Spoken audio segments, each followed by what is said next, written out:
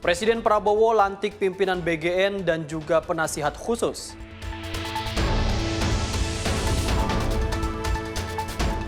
Komisi 9 soroti Ujikom dokter desak evaluasi Fakultas Kedokteran rendah. Seleksi Akademi Polisi 2026 tanpa kuota khusus dan juga jalur istimewa. Kapolsek terpental saat hadang bandar narkoba.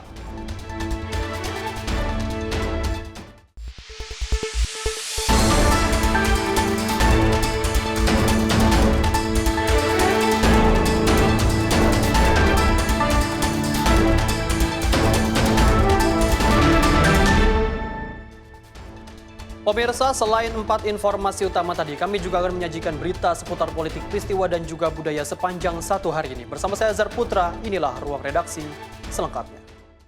Pemirsa, di mana Presiden RI Prabowo Subianto resmi melantik pimpinan Badan Gizi Nasional dan penasihat khusus Presiden bidang ketenagakerjaan di Istana Negara Jakarta pada Senin petang. Nanik S. Deyang dilantik sebagai Kepala Badan Gizi Nasional beserta 2 wakilnya yang baru. Sedangkan posisi penasihat khusus Presiden bidang ketenagakerjaan resmi diisi oleh Said Iqbal. Presiden Prabowo Subianto resmi melantik pimpinan Badan Gizi Nasional serta penasihat khusus Presiden bidang ketenagakerjaan dan kesejahteraan buruh di Istana Merdeka Jakarta pada Senin petang. Nanik S. Deyang resmi dilantik Presiden dengan jabatan Kepala Badan Gizi Nasional menggantikan Dadan Hindayana. Selain itu, Wakil Kepala BGN juga turut mengalami pergantian dengan dilantiknya Agustina Arumsari dan Maijen TNI Trenggono untuk menggantikan Ludwig Pusung serta Sony Sonjaya.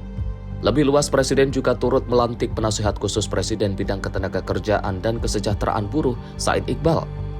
Sebelum saya mengambil sumpah janji berkenaan dengan pengangkatan saudara-saudara sebagai Kepala dan Wakil Kepala Badan Gizi Nasional dan sebagai penasihat khusus Presiden bidang ketenagakerjaan dan kesejahteraan buruh.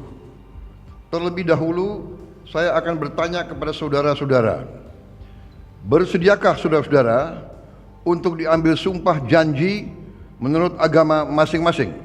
Bersedia. Apabila demikian, harap mengikuti dan mengulangi kata-kata saya. Pelantikan pimpinan BGN berdasarkan Kepres nomor 18/M tahun 2026 tentang pemberhentian dan pengangkatan kepala dan wakil kepala BGN dan pemberhentian wakil kepala BPKP. Sedangkan pelantikan Said berdasarkan Kepres nomor 58/P tahun 2026 tentang pengangkatan penasihat khusus Presiden bidang ketenagakerjaan dan kesejahteraan buruh. Tim redaksi Sinpo TV melaporkan. Pemirsa, Kepala Badan Gizi Nasional Nanik S. Deyang memastikan akan memaksimalkan pelaksanaan program prioritas Presiden Prabowo Subianto. Dirinya turut menyoroti wilayah 3T dan kawasan lain yang belum dibangun dapur SPPG dengan dibantu 2 wakilnya.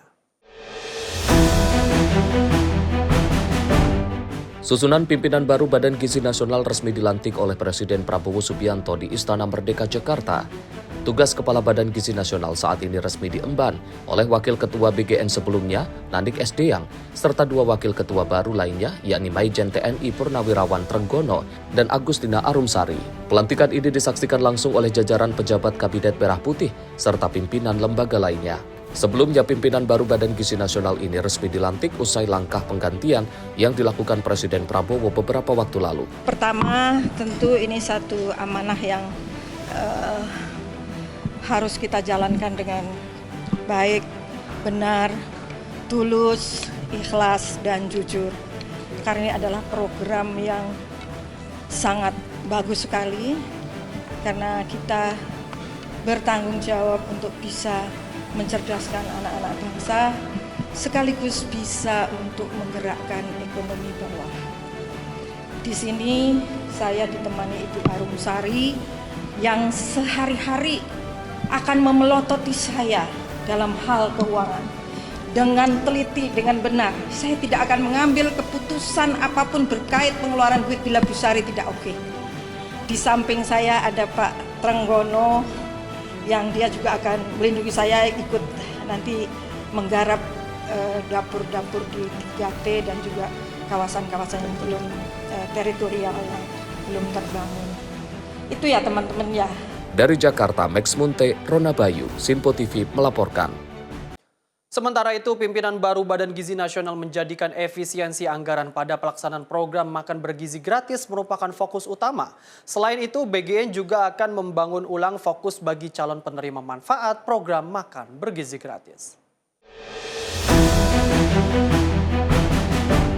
Kepala Badan Gizi Nasional Nadik S. Herdayati menjelaskan mekanisme efisiensi anggaran pada program MBG dilakukan untuk mengurangi beban anggaran pendapatan belanja negara. Menurutnya efisiensi anggaran ini dapat dilakukan dengan pola mekanisme moratorium dengan sejumlah kementerian lembaga lainnya maupun dana hibah dari luar negeri.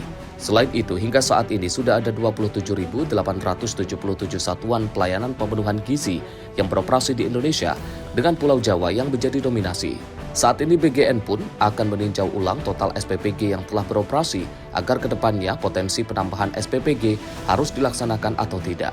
Kami concern pada efisiensi anggaran agar bisa tidak membebani anggaran negara pada saat ini, tetapi dengan tidak mengubah target dari yang kita berikan gizi. Efisiensi ini kami lakukan yang pertama melalui moratorium. Moratorium ini bukan titik baru, tetapi juga dapur-dapur baru. Bila per hari ini totalnya 27.877. Jadi per hari ini jumlahnya titik dapur yang operasional berdasarkan virtual count itu 27.877. Nah, kita hentikan dulu ke situ. Kita akan tata.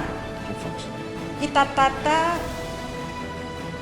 apakah dapur ini melayani, ini sudah bisa melayani sebetulnya dengan penerima manfaat yang ada, atau sebetulnya malah kelebihan.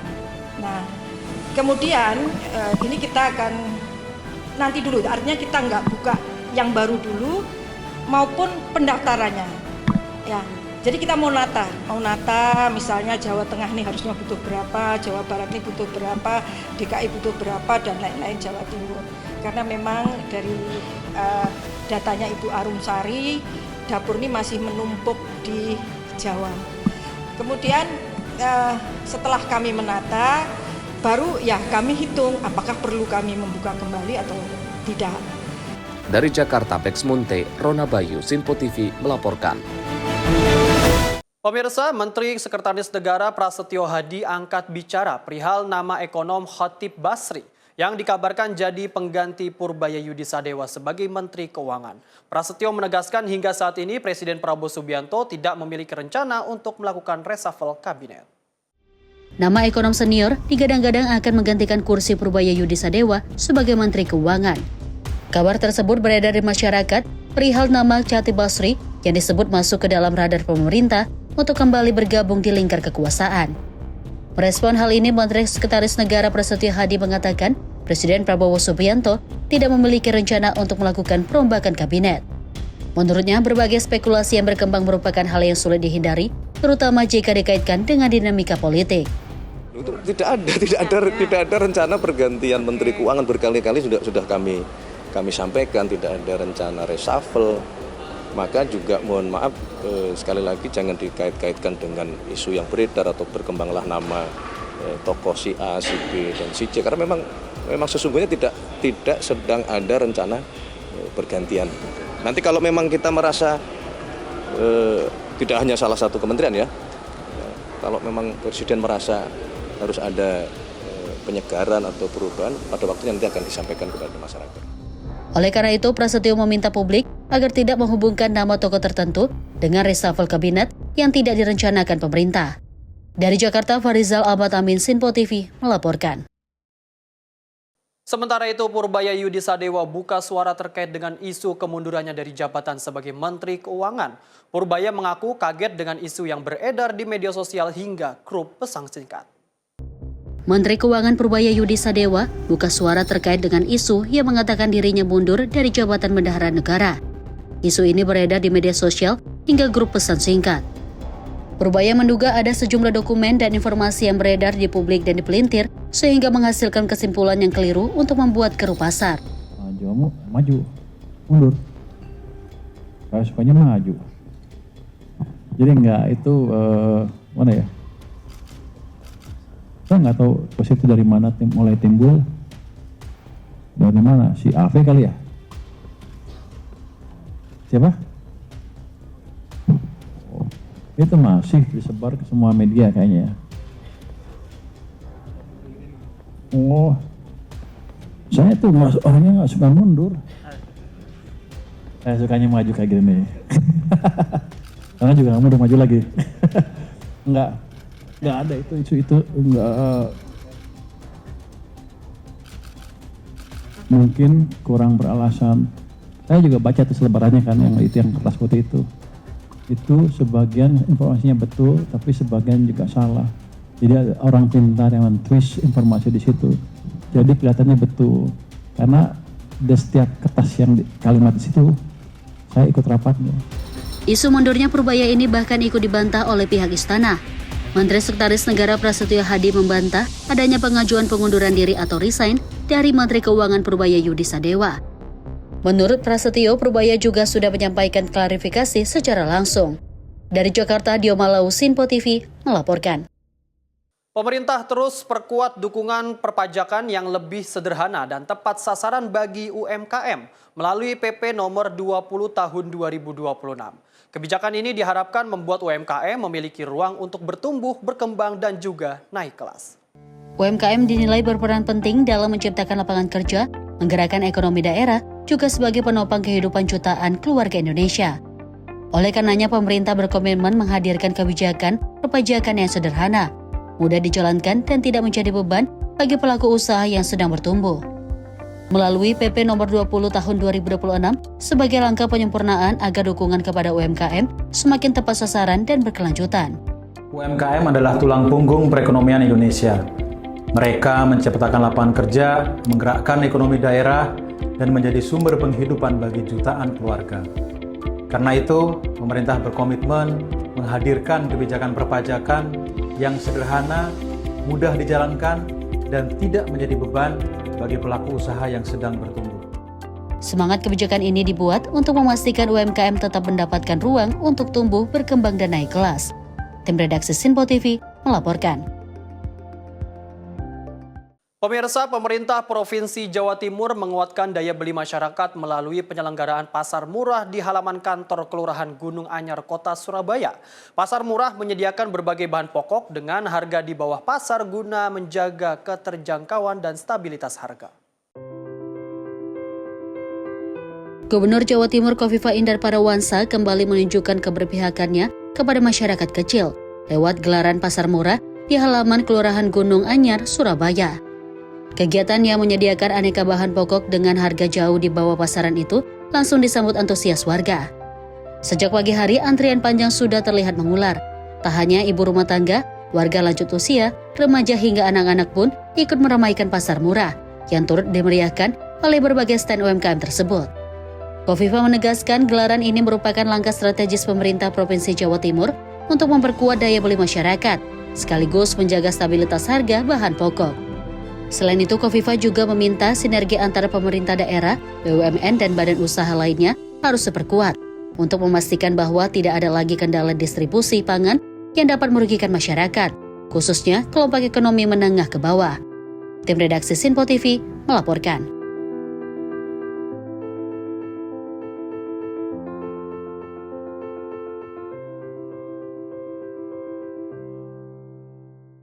Wakil Menteri Luar Negeri Anies Mata menyampaikan penyerahan surat kepercayaan dari 8 duta besar negara sahabat kepada Presiden Prabowo Subianto.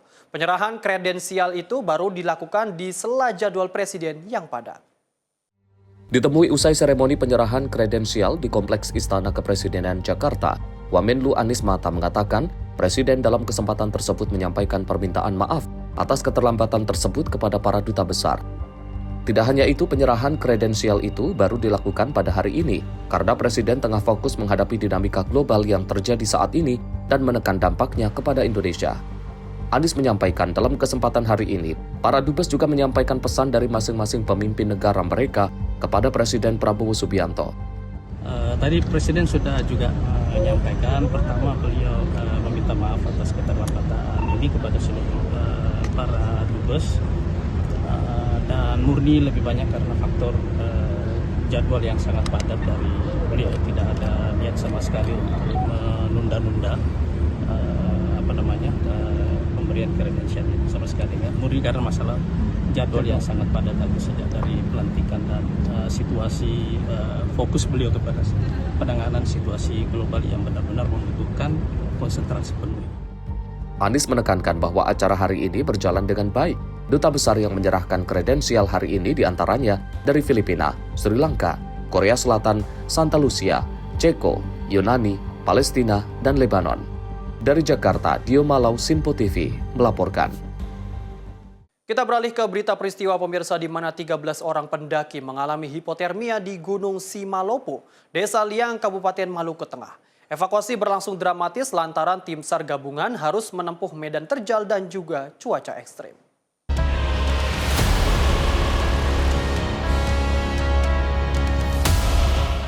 Operasi pencarian dan evakuasi terhadap 13 pendaki yang mengalami hipotermia di Gunung Simalopo berlangsung dramatis. Tim SAR gabungan yang menerima laporan darurat pada Minggu malam langsung bergerak menuju lokasi dan memulai pendakian di tengah kondisi cuaca yang dingin dan berkabut, serta medan yang tak mudah. Untuk mempercepat proses penyelamatan, personel dibagi ke dalam 3 tim dengan menyusuri jalur pendakian menuju kawasan Puncak Ewang, lokasi terakhir para pendaki berada. Di tengah suhu yang terus menurun dan jarak pandang yang terbatas, tim SAR berhasil menemukan para pendaki secara bertahap. Beberapa korban ditemukan dalam kondisi lemas dan menggigil hingga kesulitan melanjutkan perjalanan akibat hipotermia. Salah satu pendaki bahkan mengalami hipotermia berat, sementara korban lain mengalami sesak napas dan cedera pada pergelangan kaki. Petugas terpaksa memberikan pertolongan pertama langsung di lokasi sebelum melakukan evakuasi. Proses evakuasi berlangsung dramatis karena tim harus menurunkan korban melalui jalur pegunungan yang licin dan gelap. Selain medan yang berat, petugas juga harus berjuang melawan cuaca ekstrim yang beresiko memperburuk kondisi para korban. Seluruh pendaki akhirnya berhasil dievakuasi dalam keadaan selamat dan tiba di pos 1 pada Senin dini hari. 3 pendaki dengan kondisi paling serius langsung dilarikan ke RSUD Tulehu untuk mendapat penanganan medis lebih lanjut. Kami melaporkan perkembangan operasi SAR kondisi membahayakan manusia terhadap 13 orang pendaki di Gunung Simalopo, Kabupaten Maluku Tengah pada tanggal 7 Juni 2026 pukul 23.58 waktu Indonesia Timur. Tim tiba di Desa Tulehu, Kabupaten Maluku Tengah dan dilanjutkan dengan melaksanakan koordinasi bersama unsur SAR atau masyarakat setempat.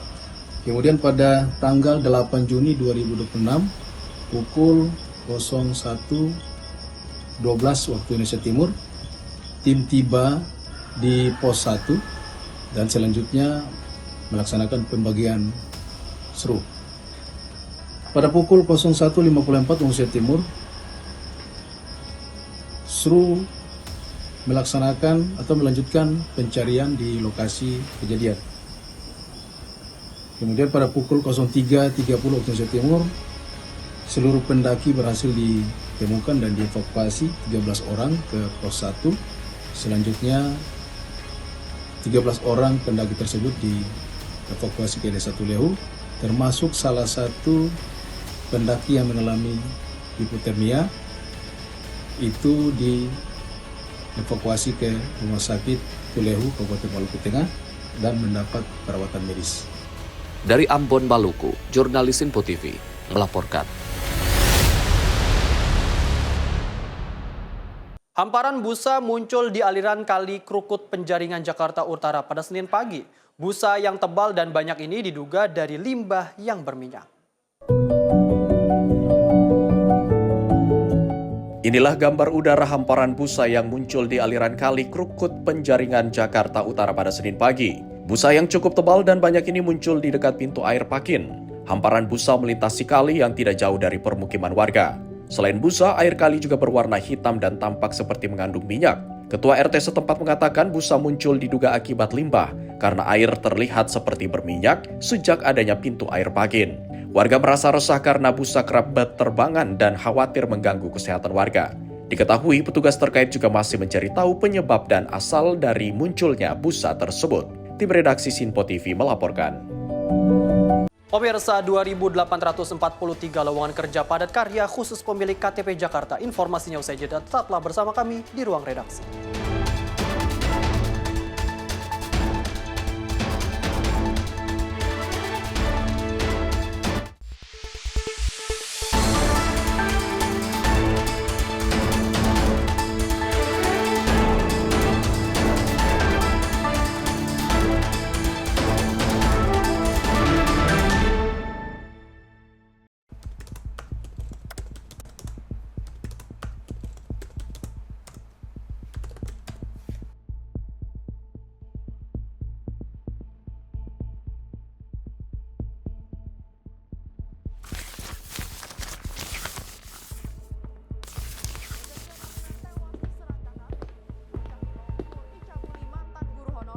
Viral maling bobol rumah di siang hari.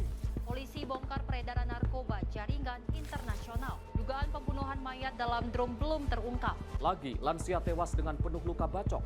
Mengaku tidak dinafkahi suami, seorang ibu bunuh anak kandung. Treskrim Polres Goa mengepung rumah terduga pelaku pencurian di Desa Bontoala, Kecamatan Palangga. Sally, saat akan standby. diamankan. 3, 2, 1. Di balik setiap peristiwa selalu ada fakta yang tersembunyi. Saksikan catatan kriminal setiap Senin hingga Jumat hanya di Sinpo TV.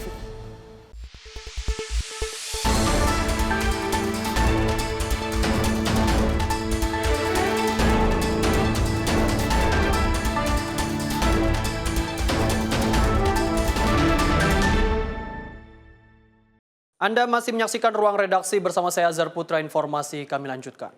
Pemirsa, di mana pemerintah Provinsi DKI Jakarta membuka 2.843 lowongan pekerjaan padat karya bagi warga Jakarta. Gubernur DKI Pramono Anung menegaskan program ini diperuntukkan bagi masyarakat pemilik KTP Jakarta sebagai bagian dari jaring pengaman sosial pemerintah daerah.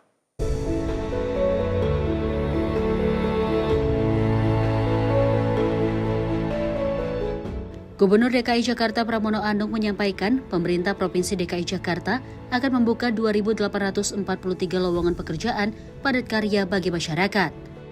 Pramono menegaskan program tersebut khusus diperuntukkan bagi warga yang memiliki kartu tanda penduduk atau KTP DKI Jakarta. Menurutnya program padat karya ini dihadirkan sebagai jaring pengaman sosial, sekaligus memberikan kesempatan bagi warga Jakarta yang belum mendapatkan pekerjaan. Pemerintah Provinsi DKI Jakarta juga tidak memberlakukan persyaratan latar belakang pendidikan tertentu agar kesempatan kerja dapat diakses lebih luas oleh masyarakat. Pramono menyampaikan nantinya peserta yang lolos seleksi akan menerima upah sesuai standar upah minimum Provinsi DKI Jakarta. Jadi sesuai dengan apa yang saya sampaikan, kurang lebih 2.834 atau 43 lowongan untuk padat karya itu untuk melakukan lapisan bantalan sosial bagi masyarakat yang sekarang ini belum beruntung untuk mendapatkan pekerjaan. Dan itu akan kami lakukan dalam minggu-minggu ini. Dananya sudah tersedia, jangka waktunya antara 3-6 bulan. Kenapa ini dilakukan? Supaya memberikan kesempatan bagi warga yang belum beruntung untuk bisa bekerja. Syaratnya hanya satu, KTP Jakarta. Mohon maaf untuk KTP di luar Jakarta tentunya kami tidak memberikan kesempatan. Dan salary-nya, gajinya itu UMP. Itu yang sudah diputuskan karena dananya sudah ada, segera dibuka, dikoordinasikan oleh ketenaga kerjaan dan asisten pembangunan. Dari Jakarta, Jihan Nabila Mutia Anggiani, Sinpo TV melaporkan. Sementara itu, pemerintah Provinsi DKI Jakarta tengah mengkaji penyesuaian tarif layanan Trans Jabodetabek, termasuk rute Blok M Bandara Soekarno-Hatta yang baru beroperasi. Penyesuaian tarif dinilai perlu dilakukan agar sesuai dengan jarak tempuh dan kualitas layanan yang diberikan kepada masyarakat.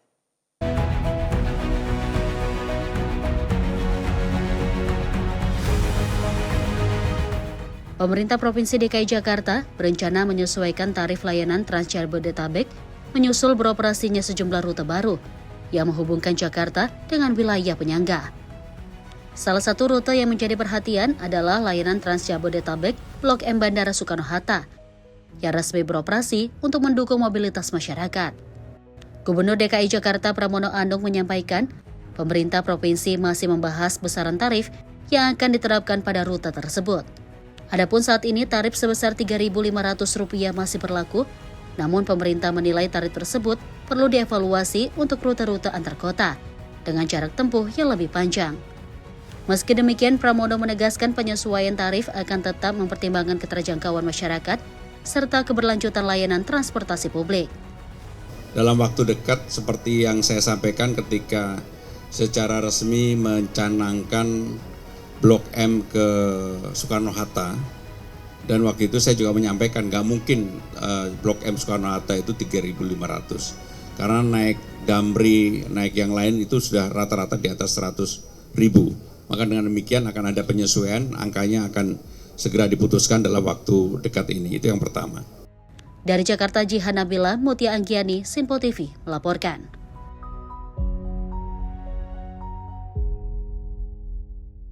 Pemirsa, Komisi 13 DPR mendukung Direktorat Jenderal Pemasyarakatan mendapat penguatan anggaran. Namun Dirjen Pemasyarakatan wajib menyerahkan rincian program kerja serta isu strategis pemanfaatan anggaran tersebut untuk penguatan Balai Pemasyarakatan. Saya berharap ketika katakanlah belum ada pemisahan ini, saya berharap ada satu tata kelola bahwa warga binaan ini produktif, Pak. Komisi 13 DPR RI melaksanakan rapat dengar pendapat dengan Dirjen Pemasyarakatan di Kompleks Parlemen Senayan, Jakarta pada Senin 8 Juni 2026. Agenda rapat tersebut membahas optimalisasi penyelenggaraan Balai Pemasyarakatan. Dalam RDP tersebut, Komisi 13 DPR mendukung Direktorat Jenderal Pemasyarakatan mendapatkan penguatan anggaran melalui anggaran belanja tambahan tahunan anggaran 2026 dan penambahan kekurangan pagu indikator tahun anggaran 2027.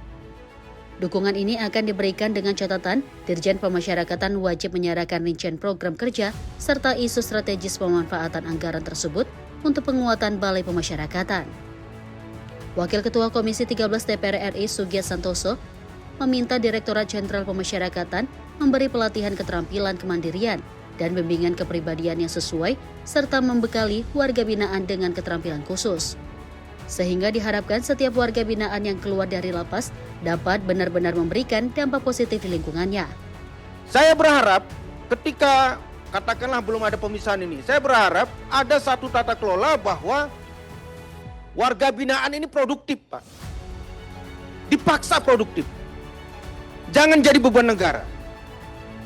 Setiap UPT, apakah lapas, rutan, bapas, karena mereka mengelola katakanlah 3.000, 2.000 warga binaan yang rata-rata usia produktif, itu harus memberikan sumbangsi yang sangat konkret terhadap negara. Apa sumbangan yang sangat konkret itu? Pasti sumbangan anggaran. Nanti kaitannya dengan pidana kerja sosial. Sebetulnya nggak cocok juga terminologinya pidana kerja sosial, seolah-olah nggak menghasilkan PMBP. Dipaksa mereka menghasilkan sebuah produk, menghasilkan sebuah kerja yang itu punya nilai ekonomi dan itu disumbangkan kepada negara. Lebih lanjut, ia menegaskan setiap warga binaan harus memberikan dampak positif terhadap negara. Tim redaksi Simpo TV melaporkan. Sementara itu, Komisi 9 DPR RI menyoroti persoalan dalam pelaksanaan uji kompetensi mahasiswa program profesi dokter. Sorotan ini disampaikan dalam RDPU bersama sejumlah lembaga terkait di Kompleks Parlemen Senayan, Jakarta.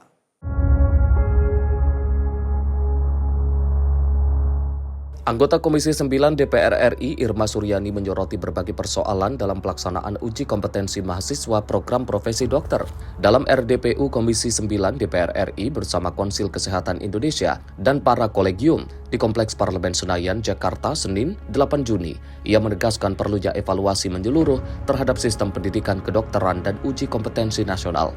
Irma mengungkap banyak laporan dari mahasiswa kedokteran yang harus mengikuti ujian berulang kali hingga belasan kali meski memiliki prestasi akademik baik. Ia juga menyoroti menjamurnya fakultas kedokteran baru yang belum didukung fasilitas dan sumber daya memadai yang dinilai berdampak pada rendahnya tingkat kelulusan. Karena banyak sekali anak-anak yang mengadu kepada saya karena mereka nggak lulus UKOM.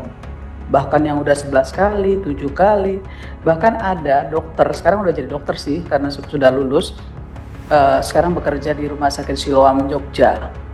Dia lulus cum laude, tapi harus ikut UKOM itu sampai 7 kali baru lulus. Aneh kan? Nah ini yang saya sepakat tadi, bahwa banyak mafianya memang. Beredar kabar bahwa soal itu diperjualbelikan. Yang main siapa? Menurut isu yang beredar dari anak-anak ini, yang main justru fakultas sama dikti. Nah ini yang harusnya perlu dikejar nih. Itu yang pertama. Karena UKOM ini salah satu tugas kolegium kan. Nah harusnya bisa duduk bersama dengan dikti. Dikti juga nggak boleh menang-menangan. Karena antara dua kementerian ini sama punya kepentingan untuk bisa membuat anak-anak ini menjadi lulus dan dalam dengan nilai yang bagus. Kan seperti itu. Nah, saya kepinginnya nih teman-teman yang ada di sini bicara dengan Dikti melalui Menteri Kesehatan, duduk bersama. Universitas yang abal-abal, yang kelulusan UKOM-nya di bawah 40% atau 50% itu tutup. Karena nggak berkualitas pasti. Banyak itu loh. Nah kan makanya saya bilang kemarin kan, Dikti ini jangan obral-obral izin. Buka fakultas kedokteran. Kalau kemudian ya tidak berkualitas, lebih bagus menurut saya, usul saya pribadi sih, kenapa nggak nambah kuota dari fakultas kedokteran yang ada hari ini, yang punya pendidik bagus-bagus, profesional, berkualitas, itu kenapa nggak ditambah kuotanya daripada buka izin fakultas-fakultas kedokteran baru yang dosennya itu antah berantah gitu loh. Kan ini yang menjadi sebab dari banyaknya fakultas kedokteran di Indonesia yang kemudian tingkat kelulusan UKOM-nya itu rendah. Tolong ini menjadi catatan. Ya, ini menjadi catatan penting loh bagi kami juga di Komisi 9. Kasihan anak-anak itu sudah keluar biaya, mereka besar-besaran loh. Irma menekankan pentingnya transparansi koordinasi lintas lembaga serta peningkatan kualitas pendidikan kedokteran agar kebutuhan dokter nasional terpenuhi tanpa mengorbankan standar kompetensi dan keselamatan pasien. Ia berharap pemerintah dapat segera melakukan langkah konkret agar tata kelola pendidikan kedokteran lebih adil, berkualitas, dan mampu mencetak tenaga medis yang kompeten untuk seluruh wilayah Indonesia. Tim redaksi Sinpo TV melaporkan. Wakil Ketua Komisi 6 DPR RI Nurdin Halid menegaskan dukungannya terhadap usulan moratorium pembangunan pabrik semen baru di Indonesia. Nurdin menyebut kebijakan tersebut perlu dipertimbangkan mengingat kondisi industri semen nasional yang saat ini mengalami kelebihan kapasitas produksi. Komisi 6 DPR RI menegaskan komitmennya untuk mengawal secara ketat kebijakan moratorium pembangunan pabrik semen di Indonesia guna melindungi industri nasional, menjaga keseimbangan pasar, serta memastikan keberlanjutan lingkungan hidup. Hal itu disampaikan Wakil Ketua Komisi 6 DPR Nurdin Halid saat membuka rapat dengar pendapat umum Komisi 6 DPR RI bersama para pemerhati konservasi alam Sulawesi Selatan di Kompleks Parlemen Senayan, Jakarta. Menurut Nurdin, Komisi 6 perlu mendengarkan langsung aspirasi masyarakat terkait kondisi industri semen yang dinilai menghadapi berbagai persoalan, termasuk resiko lingkungan dan ketidakpastian hukum. Nurdin menyebut kapasitas produksi semen di kawasan Indonesia Timur saat ini mencapai sekitar 20 hingga 21 juta ton per tahun. Sementara itu kebutuhan masyarakat hanya berkisar 9 hingga 10 juta ton per tahun. Kondisi ini menunjukkan terjadinya kelebihan kapasitas produksi hingga 50%. Dan kami perlu ada moratorium untuk pembangunan pabrik semen Indonesia, dan Komisi 6 sangat mendukung itu. Karena memang kita ingin menghidupkan industri ya dalam rangka mengejar pertumbuhan sekaligus menciptakan lapangan kerja, tetapi tidak boleh pertumbuhan dicapai itu dengan tidak menciptakan pemerataan Jangan sampai kita mengejar pertumbuhan tapi kemudian mengorbankan industri-industri yang sudah ada, yang dengan sendirinya juga akan mengorbankan masyarakat, kepentingan masyarakat. Selain mendukung moratorium, Nurdin juga menegaskan komitmen Komisi 6 untuk mengawal pelaksanaan putusan Mahkamah Agung dan kebijakan pemerintah terkait rencana pembangunan industri semen di Sulawesi Selatan. Menurutnya, pemerintah daerah telah menegaskan tidak akan menerbitkan izin baru bagi perusahaan semen di wilayah yang menjadi perhatian masyarakat. Tim redaksi Sinpo TV melaporkan. Sementara itu, Kementerian Haji dan Umroh memprioritaskan jamaah lanjut usia, penyandang disabilitas, dan jamaah berkebutuhan khusus untuk menempati hotel terdekat dengan Masjid Nabawi di Madinah. Kebijakan ini menjadi bagian dari program haji ramah lansia, disabilitas, dan perempuan yang diterapkan pada penyelenggaraan ibadah haji tahun 2026.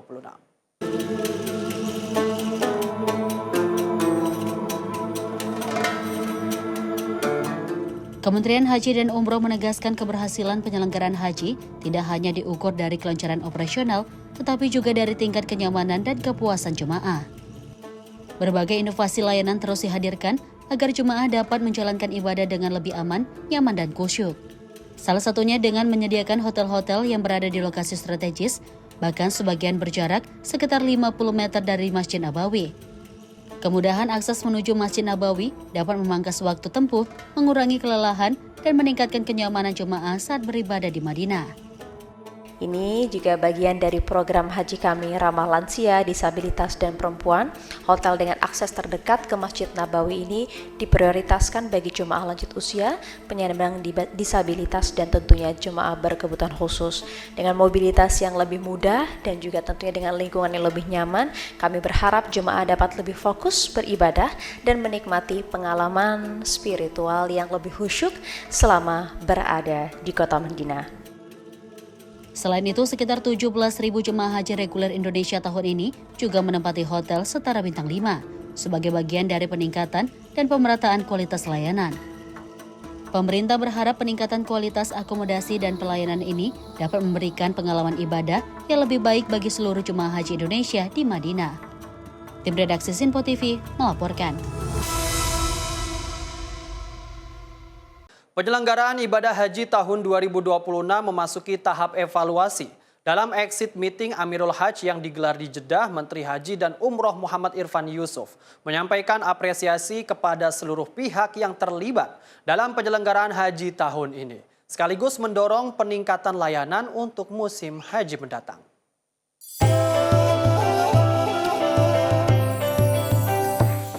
Penyelenggaraan ibadah haji tahun 2026 mendapat apresiasi dari Menteri Haji dan Umroh Republik Indonesia Irfan Yusuf dalam agenda exit meeting Amirul Hajj yang berlangsung di kantor urusan haji Jeddah, Arab Saudi. Pertemuan tersebut menjadi forum evaluasi sekaligus penyampaian rekomendasi untuk perbaikan layanan haji pada tahun mendatang. Gus Irfan Yusuf menyebut pelaksanaan haji tahun ini berjalan lebih baik dibandingkan tahun sebelumnya. Keberhasilan tersebut dinilai merupakan hasil kerjasama seluruh pihak yang terlibat dalam melayani jemaah haji Indonesia yang memiliki latar belakang dan kebutuhan yang beragam.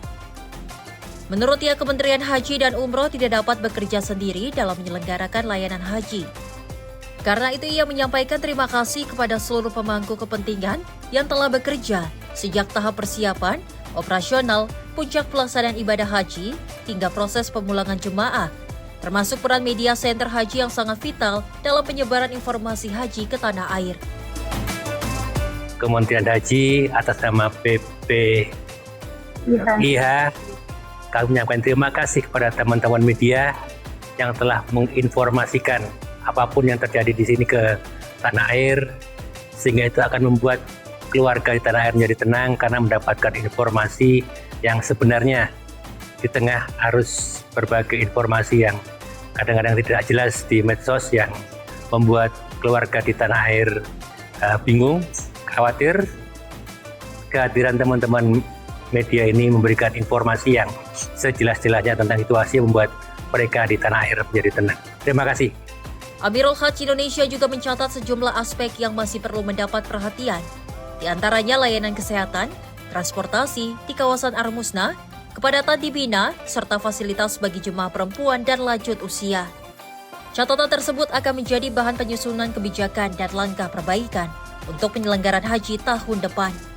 Diharapkan kualitas layanan bagi jemaah haji Indonesia dapat terus meningkat, sehingga pelaksanaan ibadah haji pada tahun mendatang berlangsung semakin aman, nyaman, dan berkualitas.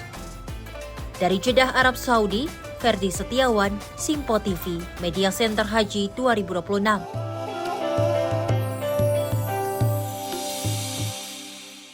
Pemirsa, pulang dari Tanah Suci, para jemaah haji biasanya tampil sederhana dengan pakaian yang nyaman untuk perjalanan panjang. Namun pemandangan berbeda terlihat dari sebagian jemaah haji asal Makassar dan juga Sulawesi Selatan. Berikut informasinya.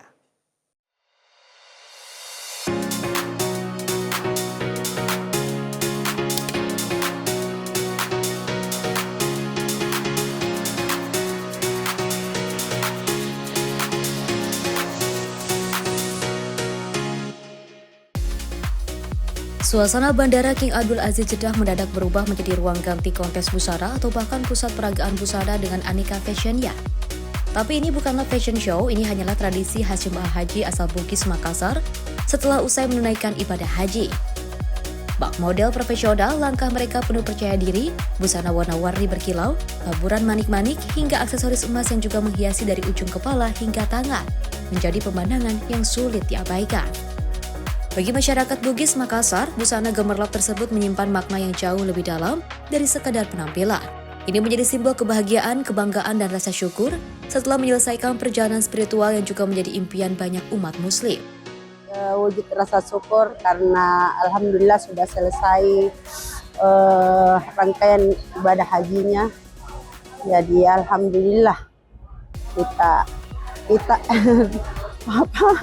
alhamdulillah sudah merasa lega, sudah bisa bertemu dengan keluarga. Semoga dilancarkan perjalanannya. Amin. Ini ciri khasnya ciri khas baju Bugis Makassar. Jadi kalau misalkan kita pulang dari Mekah itu ya seharusnya pakai baju begini. Iya.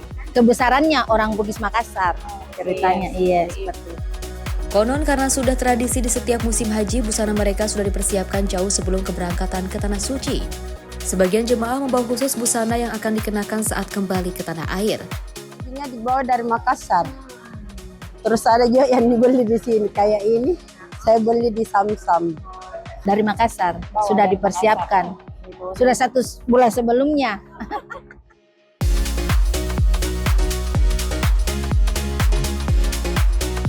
Meski terkesan mewah, bagi mereka busana ini adalah bahasa syukur yang juga ditunjukkan secara terbuka. Sebuah cara untuk merayakan momen berharga ketika dapat menunaikan rukun Islam kelima dan kembali berkumpul dengan keluarga. Tak tanggung-tanggung, mereka rela mengeluarkan biaya puluhan juta rupiah demi berpenampilan mewah usai pulang haji. Ya lumayan, lebih 10 juta. Masya Allah. Ya lumayan. Lumayan.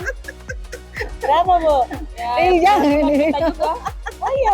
Iya. Masya Allah. Kira-kira berapa, Bu? Ya, macam-macam, Mak. Kalau ada yang 20 juta, ada 30 juta, ada yang bahkan ada yang Iya? aja dengan Oh, enggak. Kalau Ibu habis berapa, Bu? Ya kurang lebih hampir 20 juta. 20 juta. Iya. Untuk baju dan ini? Di luar bajunya? Di luar bajunya. Di tengah perubahan zaman dan arus modernisasi, tradisi busana gemerlap jemaah haji Makassar tetap bertahan, menjadi pengingat bahwa nilai-nilai keagamaan dan kekayaan budaya dapat berjalan berdampingan. Sebuah warisan yang terus dirawat bukan hanya sebagai penanda kepulangan dari Tanah Suci, tetapi juga sebagai simbol identitas dan rasa syukur masyarakat Bugis Makassar dari generasi ke generasi. Dari Jeddah, Arab Saudi, Ferdi Setiawan, Simpo TV, Media Center Haji 2026.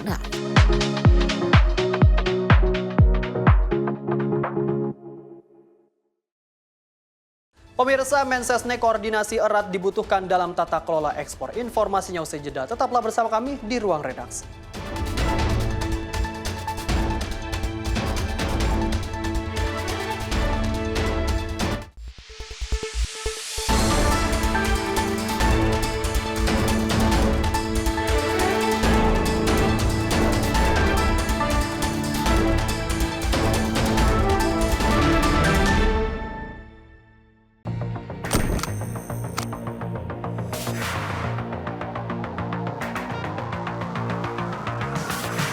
Setiap hari, beragam peristiwa tersaji tak pernah lepas dari sorotan kami. Kami hadirkan isu-isu terpilih yang paling aktual, penting, dan menjadi perhatian publik. Di tengah dinamika kebijakan yang terus bergerak, fakta dan data menjadi kunci dalam melihat realitas secara jernih. Menyajikan informasi mendalam, didukung analisis ahli untuk pemahaman yang lebih utuh.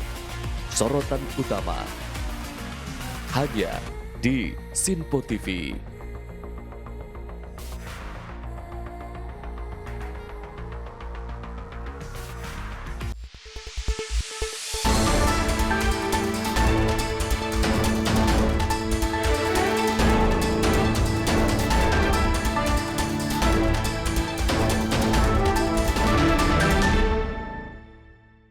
Terima kasih pemirsa, Anda masih menyaksikan Ruang Redaksi Informasi. Kami lanjutkan. Pemirsa, di mana Menteri Sekretaris Negara Prasetyo Hadi mengungkapkan pentingnya koordinasi antara eksekutif dan juga legislatif khususnya dalam tata kelola ekspor. Dirinya menilai koordinasi tersebut diperlukan untuk mendukung perekonomian nasional. Terbuka semua mata semua demi kepentingan bangsa dan negara kita. Menteri Sekretaris Negara Prasetyo Hadi menjelaskan Peraturan Pemerintah Nomor 24 Tahun 2026 mengenai tata kelola ekspor sumber daya alam telah mulai berlaku sejak 1 Juni lalu. Menurutnya, kebijakan tersebut menempatkan pengelolaan ekspor sumber daya alam di bawah PT DSI, sehingga SDA dapat dipantau secara optimal oleh negara. Prasetyo mengatakan implementasi kebijakan itu membutuhkan koordinasi yang erat antara eksekutif bersama legislatif agar dapat berjalan efektif. Ia mengajak seluruh masyarakat dan pelaku usaha serta investor untuk mendukung upaya pemerintah dalam membangun iklim investasi yang kompetitif dan terbuka. Bertepatan tanggal 1 Juni adalah hari di mana diberlakukannya PP nomor 24 tahun 2026 yang mengatur tentang tata kelola ekspor sumber daya alam kita yang itu berada di bawah PT DSI dan antara sumber daya Indonesia yang kita harapkan seluruh sumber daya alam kita yang kita ekspor sekarang bisa dimonitor dengan sebaik-baiknya oleh negara.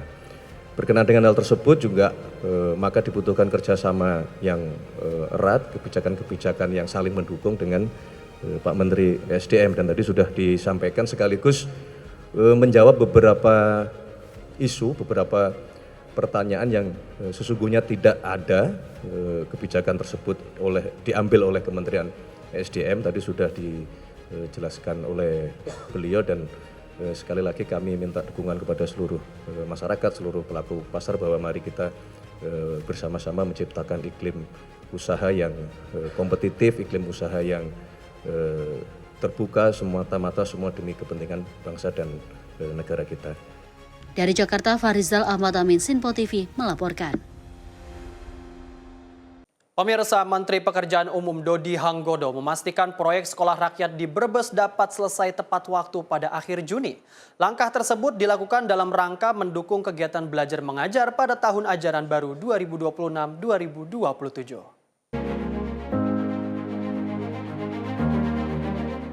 Pembangunan sekolah rakyat tahap 2 Jateng 1 di Kabupaten Brebes terus dikebut menjelang dimulainya tahun ajaran baru 2026-2027. Kementerian Pekerjaan Umum mencatat progres pembangunan fasilitas pendidikan tersebut kini telah mencapai hampir 55%.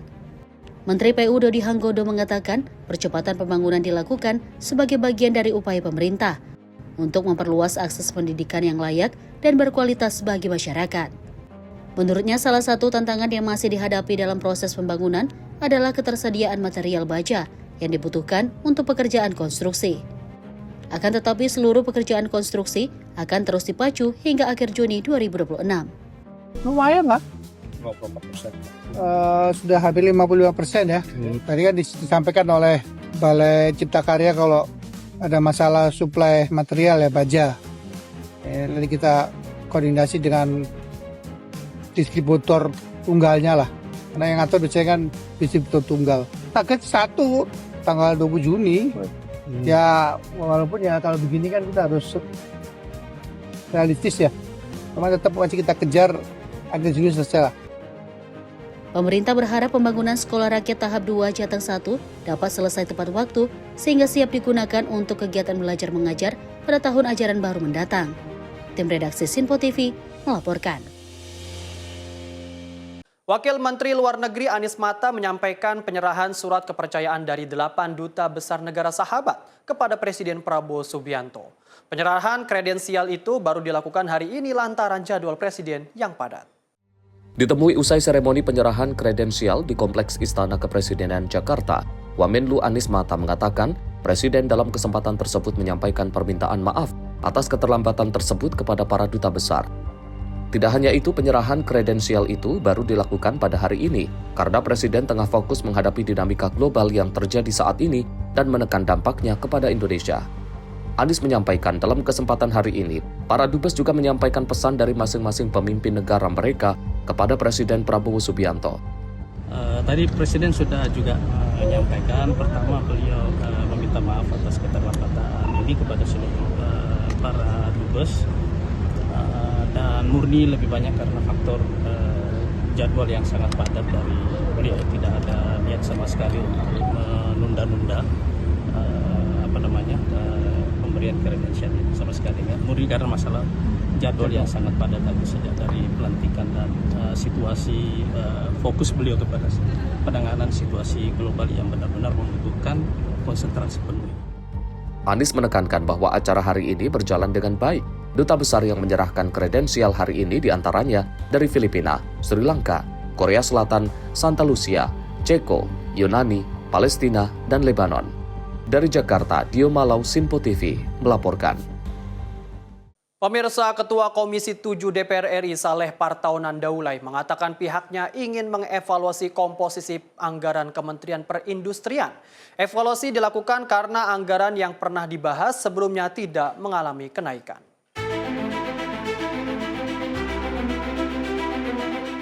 Ketua Komisi 7 DPR RI Saleh Partaunan Daulay mempertanyakan pemotongan anggaran Kementerian Perindustrian tahun 2026.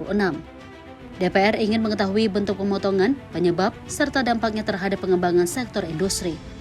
Menurutnya, penjelasan tersebut penting untuk melihat pengaruhnya terhadap kualitas industri nasional. Di sisi lain, pihaknya juga sedang mengevaluasi komposisi anggaran Kemenperin. Evaluasi dilakukan karena anggaran yang pernah dibahas sebelumnya tidak mengalami kenaikan dan bahkan mengalami penurunan. Karena itu, DPR ingin mendalami berbagai aspek yang berkaitan dengan pengelolaan anggaran.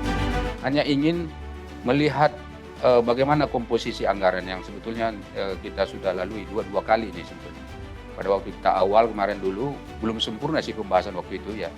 Nah sekarang pada tahun lalu kan sudah ada. Ternyata yang dulu, yang awal itu saya ingat, anggarannya sekian. Begitu tahun berikutnya tidak bisa nambah, malah turun. Nah karena itu ini kan perlu kita evaluasi nih sekarang. Maka teman-teman di dalam rapat internal komisi itu menginginkan supaya ini kita dalami sebetulnya. Di mana duduk persoalannya, lalu apa saja yang harus kita lakukan dan tidak boleh ditinggalkan di dalam pembahasan dan juga pelaksanaan program di Kementerian Perindustrian. Nanti kita akan lihat proporsi anggarannya, masing-masing kedirjenan ini itu akan kita alokasikan berapa yang paling pas. Tim redaksi Sinpo TV melaporkan. Sementara itu, Presiden Prabowo Subianto menegaskan sekolah rakyat diperuntukkan bagi warga paling miskin dan kurang berdaya. Program ini menjadi upaya negara membuka akses pendidikan yang layak bagi masyarakat kurang mampu. Presiden Prabowo Subianto menegaskan bahwa sekolah rakyat merupakan bentuk kehadiran negara untuk membantu masyarakat paling membutuhkan, khususnya anak-anak dari keluarga kurang mampu, agar memperoleh akses pendidikan yang layak. Penegasan itu disampaikan saat meninjau Sekolah Rakyat Menengah Pertama 17 Tabanan Bali pada Minggu 7 Juni 2026. Dalam kunjungan tersebut, Presiden Prabowo menekankan bahwa tujuan utama program Sekolah Rakyat adalah memberi kesempatan lebih luas bagi kelompok masyarakat yang selama ini menghadapi keterbatasan ekonomi dan sosial. Kepala negara juga menyoroti tingginya minat masyarakat dengan jumlah pendaftar yang jauh melebihi kapasitas sekolah. Sekolah rakyat kita wujudkan untuk membantu mereka yang paling susah, mereka yang paling kurang berdaya.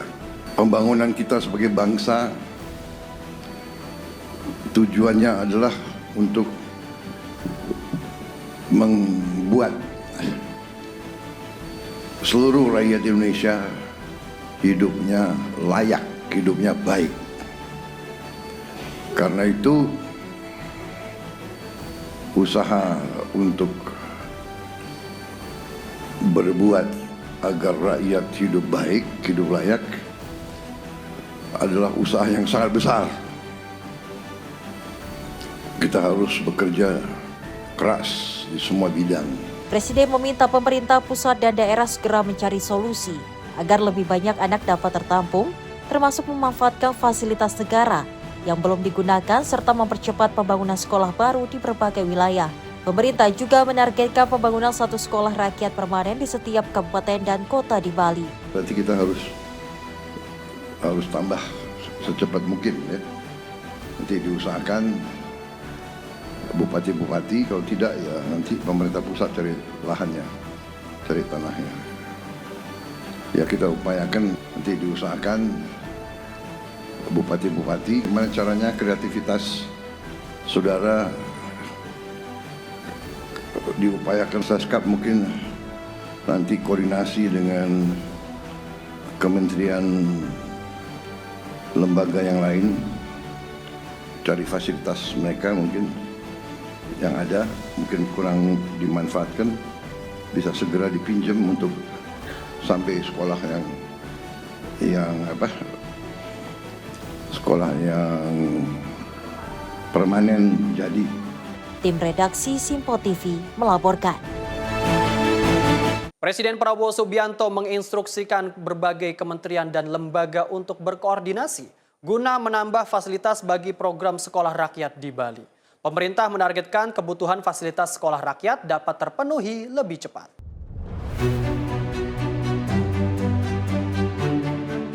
Presiden Prabowo Subianto meminta kementerian lembaga dan pemerintah daerah memanfaatkan aset negara yang belum digunakan secara optimal guna mendukung penyelenggaraan sekolah rakyat. Permintaan ini disampaikan langsung Presiden saat meninjau Sekolah Rakyat Menengah Pertama atau SRMP 17 Tabanan Bali pada Minggu 7 Juni 2026. Dalam kunjungan itu, Presiden mendorong percepatan penambahan fasilitas dan pembangunan sekolah rakyat di Bali melalui kolaborasi pemerintah pusat dan daerah.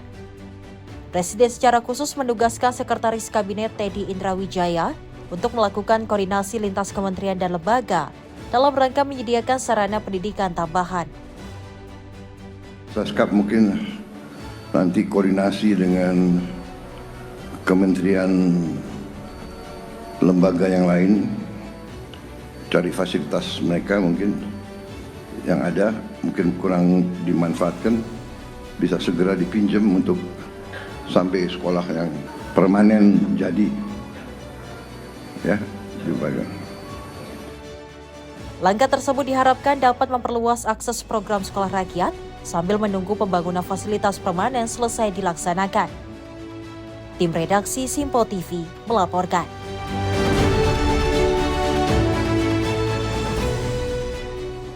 Polri pastikan rekrutmen Taruna dan Taruni Akpol tahun anggaran 2026 hanya dilaksanakan melalui jalur reguler nasional. Kebijakan ini diterapkan untuk menjaga transparansi, objektivitas, dan keadilan dalam proses seleksi. Asisten Kapolri Bidang Sumber Daya Manusia Irjen Pol Anwar menegaskan bahwa penerimaan Taruna dan Taruni Akpol tahun anggaran 2026 hanya dilaksanakan melalui jalur reguler nasional.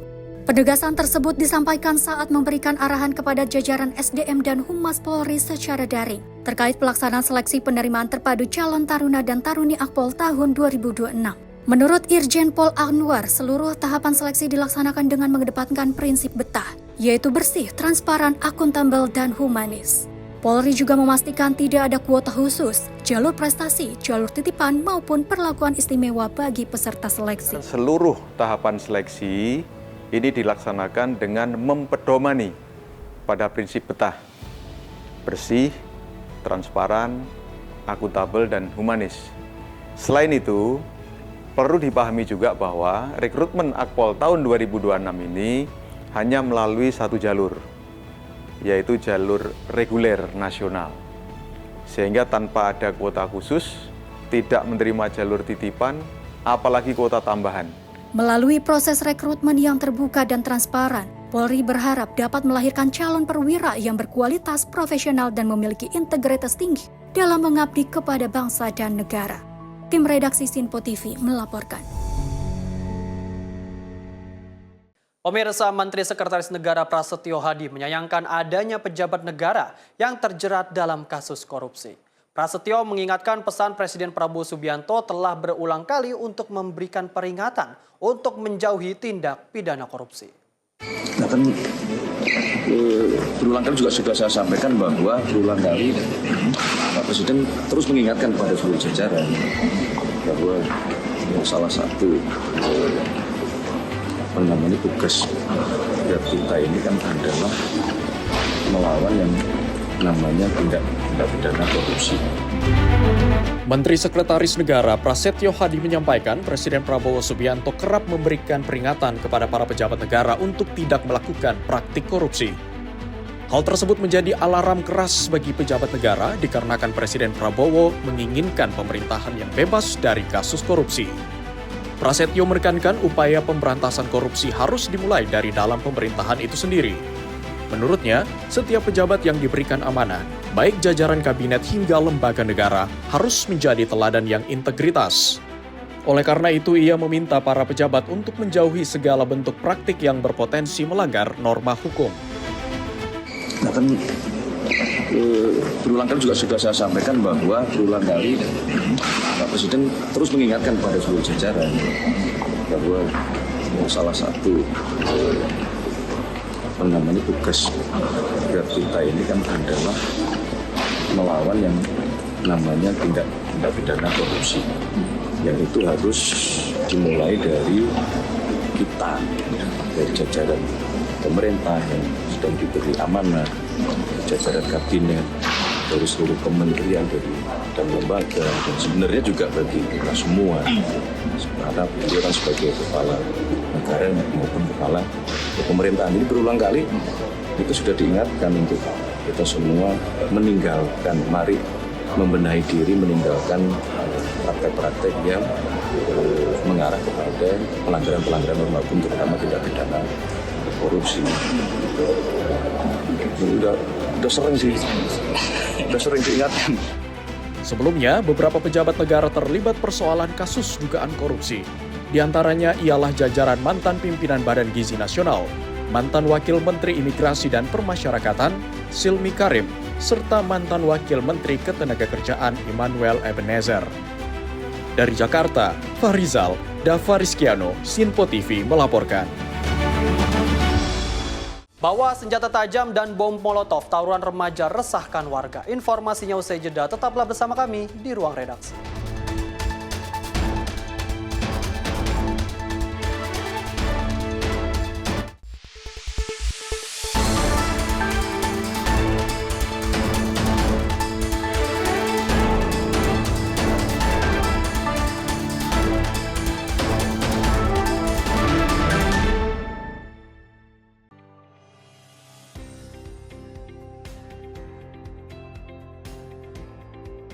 Beragam informasi terbaru hadir menemani Anda sebelum memulai hari. Waktu terbaik dengan rangkaian topik terpilih, dikemas dengan ulasan yang mendalam.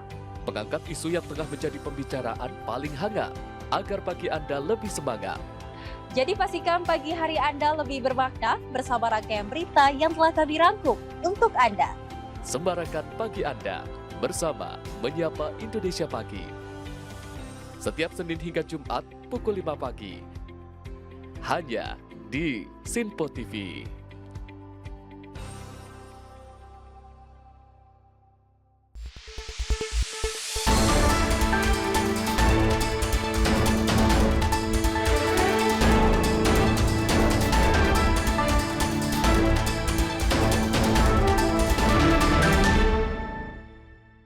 Pemirsa, seorang remaja meninggal dunia usai mengalami luka bacok saat sekelompok remaja bersenjata tajam terlibat aksi tawuran di Kabupaten Bekasi, Jawa Barat. Petugas mengamankan sejumlah tersangka, barang bukti, senjata tajam yang digunakan saat tawuran.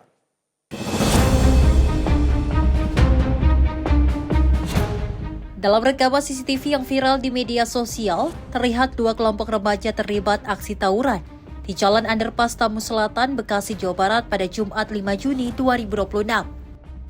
Di tengah keributan, salah seorang korban terjatuh setelah terkena serangan dari kelompok lawan. Bahkan meski korban sudah dalam kondisi tak berdaya, korban terus diseret oleh pelaku, hingga akhirnya korban meninggal dunia akibat luka bacok. Petugas kepolisian yang menerima laporan segera melakukan penyelidikan dan berhasil mengamankan 3 tersangka yang terlibat dalam aksi tawuran maut.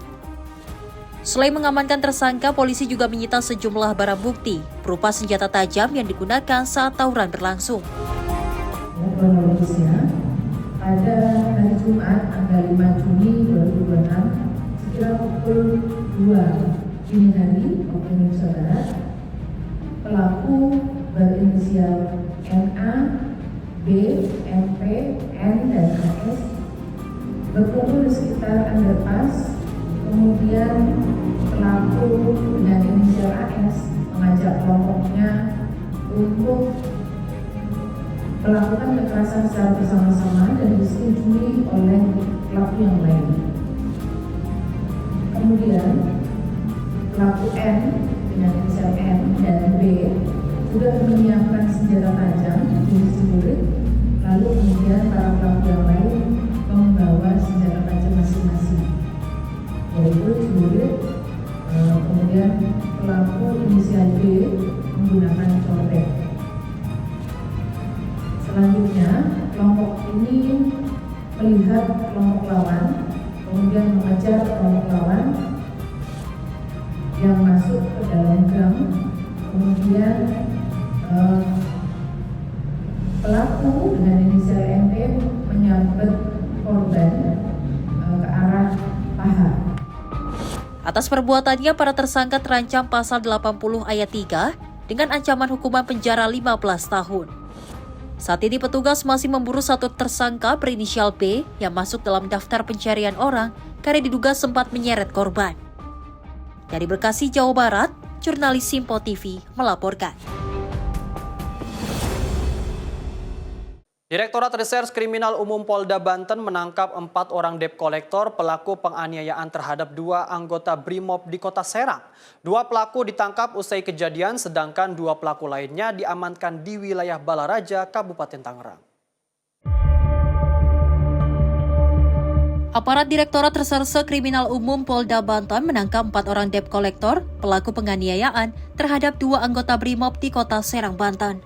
2 orang pelaku ditangkap usai kejadian, sedangkan 2 pelaku lainnya diamankan di wilayah Balaraja, Tangerang, Banten. Petugas menangkap keempatnya bersama barang bukti 2 unit telepon genggam, 2 unit kendaraan operasional, Fortuner, serta surat tugas debt kolektor. Selain itu, petugas juga menemukan fakta lain, yaitu kendaraan operasional para pelaku yang menggunakan plat nomor palsu. Kasus penganiayaan yang menimpa 2 anggota Satuan Brimob ini terjadi beberapa hari lalu di Kota Serang. Kedua korban mengalami luka sobek akibat dibacok sejumlah debt kolektor saat mencoba membelah istri dari salah satu korban yang dihadang oknum penagih hutang saat pulang kerja.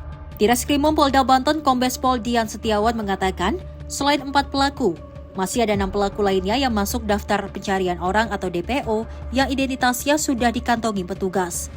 Berdasarkan hasil penyelidikan, para pelaku diketahui berusaha menarik paksa 1 unit mobil Daihatsu Xenia tahun 2024 milik korban. Dalam aksinya mereka melakukan intimidasi, pengancaman, hingga pelemparan batu. Yang bersangkutan memintai sejumlah uang dari si pemegang unit ini. Jadi apabila berhasil memberikan sejumlah uang, kendaraan dilepas kembali. Tapi apabila tidak memberikan sejumlah uang, kendaraan tersebut akan diambil oleh Matel ini. Dan untuk kendaraan ini sendiri, itu ada yang diperjualbelikan sendiri oleh yang bersangkutan oleh para Matel ini. Dan bahkan tidak disetorkan ke leasing yang memberikan tugas, namun dipakai untuk operasional sendiri oleh para Matel ini. Selain dengan bukti, salah satunya ini 2 unit Fortuner ini. Dua-duanya ini adalah kendaraan milik leasing tapi tidak diserahkan kepada leasing, tapi digunakan operasional, yang mana dalam pelaksanaan dengan menggunakan sejumlah plat nomor palsu. Jadi plat nomor palsu ini kita jumpai di bagasi kendaraan operasional para mantel ini. Atas perbuatannya, para pelaku kini dijerat pasal berlapis tentang penganiayaan, pengancaman, serta pemerasan dengan ancaman hukuman maksimal 7 tahun penjara. Sementara itu, dugaan tindak pidana pencurian dan penggelapan pada kasus ini masih terus didalami oleh penyidik Polda Banten. Dari Serang, Banten, jurnalis Simpo TV melaporkan. Sebuah mobil SUV menjadi sasaran amuk massa di Jalan Kiai Haji Mas Mansur, Tanah Abang, Jakarta Pusat. Mobil ini dimassa karena pengemudi diduga berupaya kabur usai menyenggol seorang pengemudi ojek online.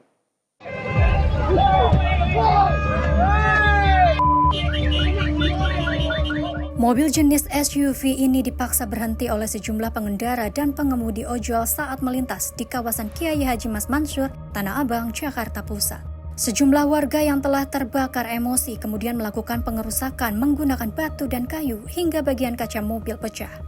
Buntut dari aksi pengerusakan, salah seorang warga yang nekat menaiki kap mobil ketakutan karena pengemudi tancap gas. Tidak kehilangan akal, pemuda ini terus menghantam kaca bagian depan menggunakan batu agar pengemudi menghentikan laju kendaraan. Beruntung, mobil akhirnya berhasil dihentikan warga ketika terjebak kemacetan di putaran jalan Pasar Blok A. Menurut salah seorang saksi, insiden pengerusakan mobil terjadi pada Sabtu 6 Juni 2026 sore, di mana mobil yang dikemudikan seorang pria dewasa dikejar sejumlah warga dari arah perempatan Pejompongan menuju Tanah Abang. Dari teriakan, sejumlah warga yang melakukan pengejaran pengemudi diduga kabur usai menyenggol seorang pengemudi ojol. Mobilnya dari sono, nah pas sampai sini udah kacanya udah hancur semua. Dikejar sama banyak yang ngejar. Kenapa mas itu? Kurang tahu, katanya ada yang ngomong ada yang nyenggol ojek itu, ada yang ngomong nabrak orang, tapi yang jelas nggak tahu. Soalnya korbannya nggak nyampe sini. Korbannya nggak ada di sini, cuman mobilnya aja yang hancur di sini. Akibat kejadian ini, mobil mengalami kerusakan yang cukup parah dan pengemudi terluka di bagian wajah akibat terkena pecahan kaca. Menghindari amuk warga kian beringas, pengemudi mobil kemudian dibawa ke Polsek Metro Tanah Abang. Dari Jakarta, jurnalis Simpo TV melaporkan. Sementara itu, diduga mengalami konsleting listrik pada bagian mesin mobil sedan yang terparkir di salah satu ruko kosong di kawasan Anyer, Kabupaten Serang, tiba-tiba hangus terbakar. Kobaran api berhasil dikendalikan dengan cepat oleh petugas pemadam kebakaran sehingga api tidak menjalar.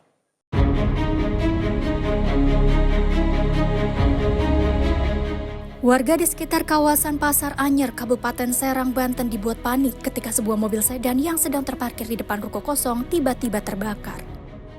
Warga sekitar tidak berani melakukan pemadaman dengan alat seadanya karena besarnya kobaran api. Petugas pemadam kebakaran melakukan penyemprotan air dan berhasil memadamkan api setelah 30 menit berselang. Menurut keterangan petugas kepolisian setempat, yang terbakar ini baru diparkirkan di lokasi oleh pemiliknya. Namun percikan api tiba-tiba muncul dari bagian kap mesin depan. Kuat dugaan kebakaran akibat adanya hubungan pendek arus listrik pada sistem kelistrikan di bagian mesin kendaraan. Kita langsung cek TKP karena dekat dengan Polsek, kurang lebih kita nyampe ke TKP 3 menit dari Polsek. Langsung kita kontak pemadam kebakaran di kecamatan. Seling 10 menit, pemadam kebakaran datang, alhamdulillah tidak lama mobil dapat padam. Kalau penyebab karena apa? Masih kita dalami, cuman kita duga dari konsleting listrik mobil tersebut.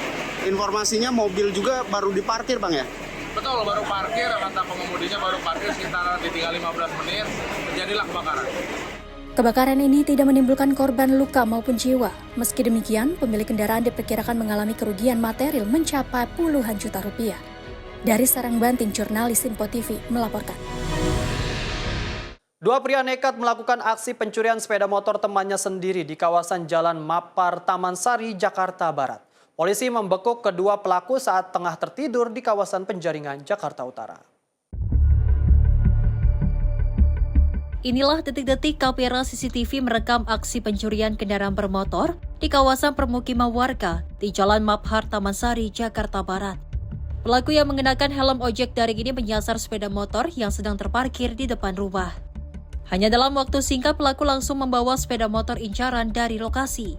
Sejumlah warga yang sempat memergoki aksi pencurian sepeda motor sempat berusaha melakukan pengejaran terhadap pelaku, namun usaha warga gagal. Berbekal rekaman kamera pengawas CCTV, tim Buser Polsek Taman Sari bergerak cepat menangkap pelaku berinisial HW ketika tengah tidur di dalam rumah kontrakannya di wilayah Penjaringan, Jakarta Utara. Menurut Kapolsek Taman Sari, Kompol Bobi Muhammad Zulfikar, aksi pencurian ini diotaki teman korban sendiri dengan modus pinjam pakai sepeda motor korban. Hasil penjualan sepeda motor seharga 10 juta rupiah digunakan pelaku untuk kebutuhan biaya sewa rumah kos. Pelaku merupakan berteman ataupun masih ada hubungan pertemanan dengan korban, yang dimana modusnya pelaku ini atas nama S, dia meminjam kendaraan bermotor tersebut kepada korban, kemudian dikembalikan, namun modusnya si motor tersebut dibobol pakai kunci yang kunci terlebih dahulu, sehingga seolah-olah kendaraan itu mati, namun ternyata masih bisa digunakan. Setelah itu, si pelaku atas nama S yang merupakan teman dari korban ini mengembalikan motornya, dan pelaku H ini langsung mengambil kendaraan bermotor tersebut. Setelah menangkap pelaku, polisi yang melakukan pengembangan dan berhasil menangkap satu pelaku lainnya berinisial S yang merupakan teman korban. Kini polisi pun memburu penadah sepeda motor korban yang dijual para pelaku. Atas perbuatannya, kedua pelaku dijerat pasal 477 KUHP dengan ancaman hukuman 5 tahun penjara. Dari Jakarta, jurnalis Simpo TV melaporkan.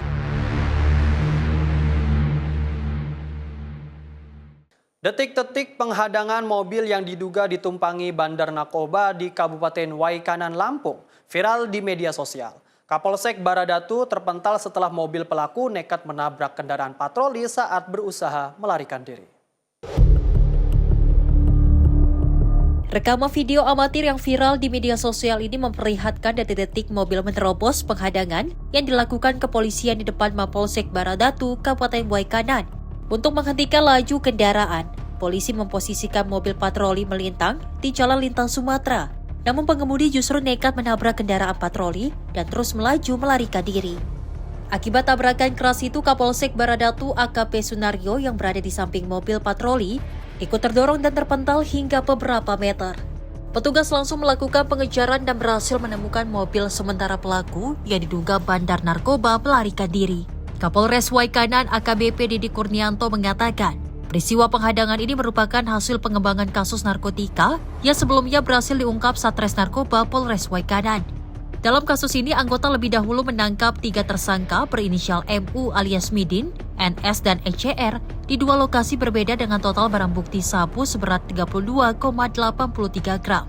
Kapolsek Baradatu dengan sigap mengeluarkan mobil patrolinya untuk melakukan penghadangan dengan menggunakan body paste dan senjata yang ada di Polsek Baradatu. Tanpa disangka-sangka ternyata pelaku nekat menabrak sisi kiri belakang dari mobil patroli Polsek Baradatu, dan sebenarnya di sebelah kanannya ini ada Pak Kapolsek Baradatu terpental. Hingga kini Satres Narkoba Polres Waikanan masih terus melakukan pengembangan dan pengejaran terhadap para pelaku yang berhasil melarikan diri. Dari Waikanan, Lampung, jurnalis Simpo TV melaporkan. Pemirsa, informasi tadi menutup perjumpaan kita hari ini. Saya Azhar Putra, mewakili seluruh rekan kerja yang bertugas mengucapkan terima kasih, selamat malam, dan sampai jumpa.